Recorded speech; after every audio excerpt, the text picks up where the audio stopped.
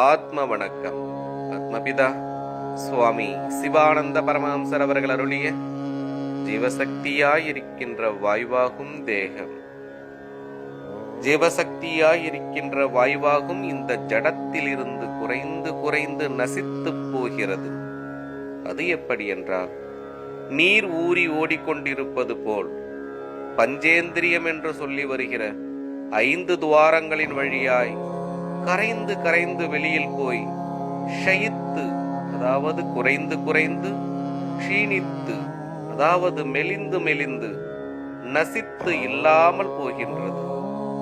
அப்படி நசித்து போகின்ற பொருள் எது? ஜீவசக்தியாயிருக்கின்ற வாயு.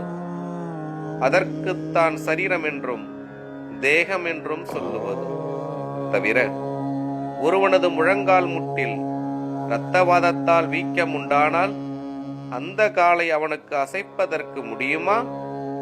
முடியாது. காரணம், அந்த முழங்கால் முட்டின் மேல் இரத்தம் கட்டியதால் ஜீவசக்தியாயிருக்கின்ற வாயுவினுடைய கதாகதம், அதாவது போக்குவரவிற்கு தடை நேரிட்டது கொண்டாகும். அதுவுமல்லாமல் பக்கவாதம் பிடித்து கை கால் முடங்கி உள்ளவருடைய அந்த கைக்கும் காலுக்கும் ஏதாவது சக்தியோ கிள்ளினால் வலியோ உண்டாகுமா? அல்லது அந்த கையையும் காலையும் தானாகவே அசைக்க முடியுமா?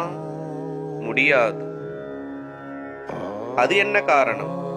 ஜீவசக்தியாகிய வாயுவின் போக்குவரவு, அதாவது கதாகதம் இல்லாமையினால். அப்போது க்ஷீணிப்பது, அதாவது மெலிவது எது? ஜீவசக்தியாகிய வாயுவாகும். அந்த ஜீவசக்தியாகிய வாயுதான் தேகம். தேகம் என்றால் தகிக்கப்படுகிறது என்று பொருள். அப்படி தகிக்கப்படுகிறது ஜீவசக்தியாகிய வாயுவாகும்.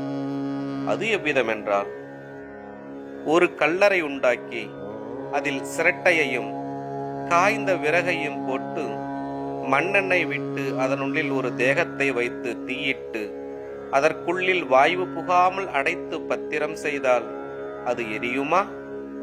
எரியாது. என்ன காரணம்? வாயு அதனுள்ளில் பிரவேசிக்காததால்.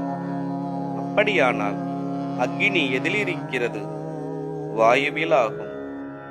இதோ தெரிகின்ற விறகில் அக்னி பற்றி எரிந்து கொண்டு இருக்கும் பொழுது அதோடு சம்பந்தப்படாத மற்ற விறகு எரியுமோ?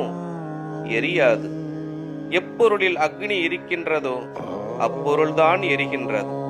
ஆகையினால் வாயுவில் அக்னி இருப்பதால் அந்த வாயுதான் எரிகிறது, அதாவது தகிக்கின்றது. அது எப்படியெனில், சப்தம் அக்னி சுரூபமாகும். அந்த சப்தம் மூலமாக ஜீவசக்தியாயிருக்கின்ற வாயு தகித்து, அதாவது எரிந்து அழிந்து போகிறது. அதனால்தான் அதற்கு தேகம் என்று சொல்லுவது.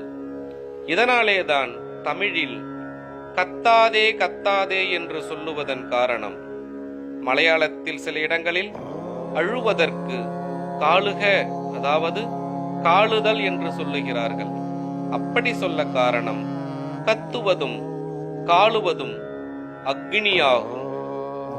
ஆகையால் அக்னி சொரூபமாயிருக்கின்ற சப்த ரூபமாகி ஜீவசக்தியாயிருக்கின்ற வாயு நசித்து போகின்றபடியால் தான் வாயுவிற்கு தேகம் என்று சொல்லப்படுவது.